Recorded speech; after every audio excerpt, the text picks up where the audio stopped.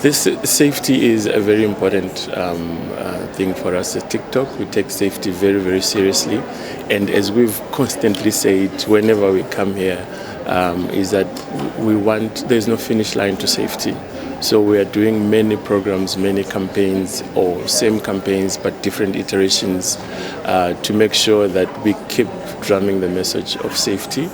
But more importantly, you'll see with the hashtags around the room, safer together is the theme. Again, this emphasizes the importance of working together. Depending on the trends, depending on the mood of the user community, you're going to see that some, safety concerns become higher or more prominent than others over years. This is why we release this transparency report, so that people can actually see that over years, what sort of new challenges are emerging, what are we seeing. So obviously right now everyone talks about misinformation, disinformation, and artificial intelligence. So when you go to the transparency report, you're going to see some sort of rise in those kind of content that we're taking down around misinformation, but it ebbs and flows over time. That's why we need to keep a constant thumb on it to make sure that whatever trend or whatever problem arises, we're on top of it. No, when it comes to, free expression and creativity is our cornerstone at TikTok, right? So even when we're moderating, we want to err on the side of free expression. You have a right to express yourself, but within the limits, within the law, right? So your freedom of expression should not then infringe on someone's rights, right? So first and foremost, create, fire away, enjoy yourself on the platform, but stay within the limits. So no, we're not going to be more restrictive, but we're hoping to be more stricter on bad content. That is what we want to be more restrictive on.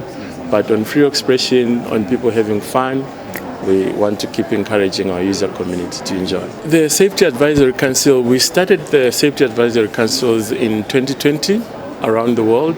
They are part of our Trust and Safety Network. So these are external advisors. These are aspects in freedom of speech, hate speech, child safety, and all those issues. So they work as our advisory board. They are the ones who are actually going to help us not just to stay ahead of not just to deal with the current challenges, but to think ahead of the curve in terms of what could be the emerging issues. Some of them are researchers. They deal with issues such as misinformation. I know one of Professor Guy Berger is an industry, public eminent person, I would say, on those issues. So what's going to happen is that they'll be meeting regularly with our teams to tell us what are the trends are, to give us advice. And one thing that we've said to them is that we want candid advice. We are not here to tell you that we are good. We want you to challenge us and tell us where we are going wrong so that we can always improve. So it's a very structured way of getting feedback from, African voices, African voices. The program has been running for a couple of years. So about 2 years ago, we launched the program in Nigeria, and this is now the first time that we're launching it officially in Kenya. However, we've worked with creators who essentially help us bring this message to life. So the main thing is that we want our users to understand which tools we have on the platform that help them to have a safer user experience. So, for example, a lot of parents want to know how they can keep their children safe on the platform. So I'll speak specifically to the family pairing tool. It's a comprehensive tool, and I understand that parents might not necessarily have enough time to, read through all of the details.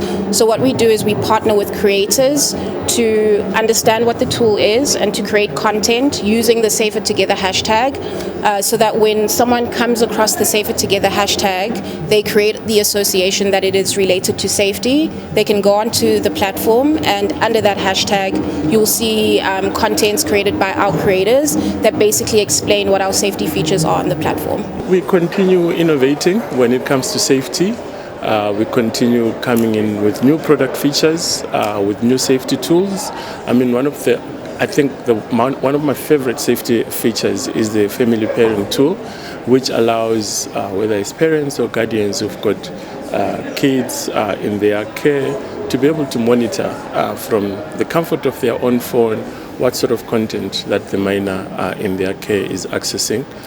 So this is an innovation, again, in industry first, but we continue to, roll out new product enhancements. The most recent one was comment filtering, which allows you as a creator to be able to, look for specific keywords and filter them from your comments. So like literally instructing the app to say, if someone who views my video says this word, do not allow it to come through. For the safety and well-being of the creators as well.